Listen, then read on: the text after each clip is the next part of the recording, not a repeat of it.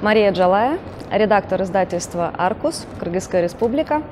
Мы находимся на семинаре по антидискриминационной экспертизе и гендерной экспертизе. Очень интересный семинар. У нас собрались здесь специалисты не только издательства, но и сами авторы, методисты. И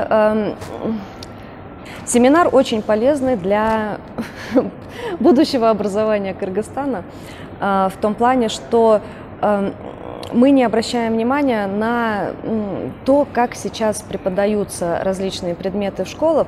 Они преподаются по старым каким-то технологиям, а у нас время не стоит на месте, оно идет вперед.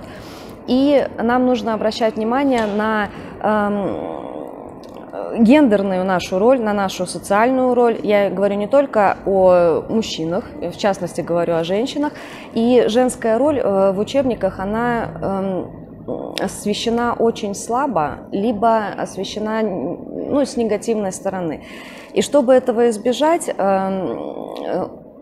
авторы должны проявлять какую-то чуткость, сознательность, и сейчас мы этому учимся, мы пытаемся это понять и немножко наше мироустройство, наше сознание немножко переустроить на новую систему понимания. Для чего это нужно? Для того, чтобы мы, переустроившись сами, могли грамотные, правильные ценности передать нашему будущему поколению. Чтобы они смотрели и понимали, что не только мама – это уборщица на кухне, да, и должна только готовить еду, стирать и одевать всех, проглаживать. Вот, что она тоже имеет право на работу, она также работает, папа может помогать по дому, заботиться также о детях, о семье, не только в материальном плане, там пришел, заработал денежку, убил курицу, а ты, жена, готовь, да, но чтобы это было все совместно. И нам нужно помогать детям это понимать. И понимать не в том плане, что нам вперед надо только женщину выдвигать, да, мужчин там задвигать на задний план. Нет, конечно же, не про эту тему.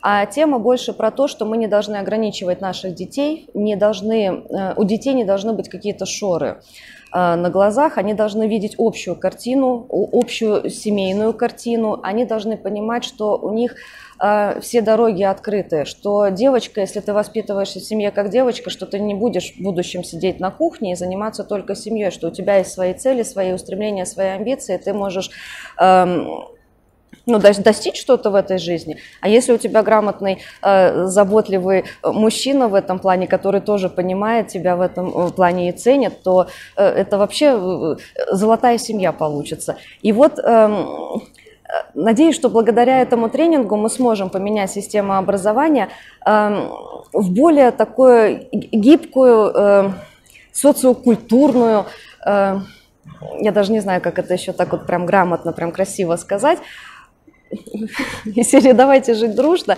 и понимать друг друга. И я надеюсь, что в будущем наша система образования проникнется этим, станет намного гибче, мультикультурней, но сохраняя при этом семейные ценности самого Кыргызстана, сохраняя все лучшее, что есть в Кыргызстане, но делая симбиоз с тем, что лучшим происходит во всем мире. Вот.